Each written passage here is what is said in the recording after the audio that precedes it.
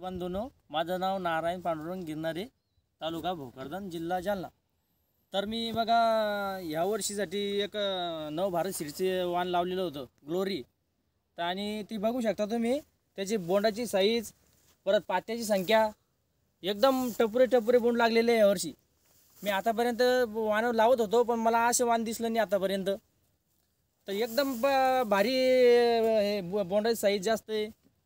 आणि परत त्याला मी अजून पोटॅशचा सुद्धा वापर केलेला नाही, तरी बघू शकता बोंडाची साईज केवढाली आहे। तर माझं शेतकरी बंधूंना असं आव्हान आहे की येणाऱ्या वर्षी तुम्ही ग्लोरी हे वाण लावा। तर शेतकरी बंधूंनो, तुम्ही बघू शकता या बोंडाची साईज बघा कशी, एकदम असे टपुरे बोंड आहे। तर तुम्ही बघू शकता आणि पात्याची संख्या बघा, शेंड्यापर्यंत पाता आहे।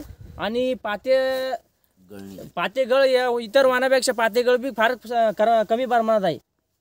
तरी तुम्ही येणाऱ्या वर्षी माझं तुम्हाला असं आव्हान आहे की तुम्ही नवभारत सीडचं ग्लोरी हे वाण नक्की लावा।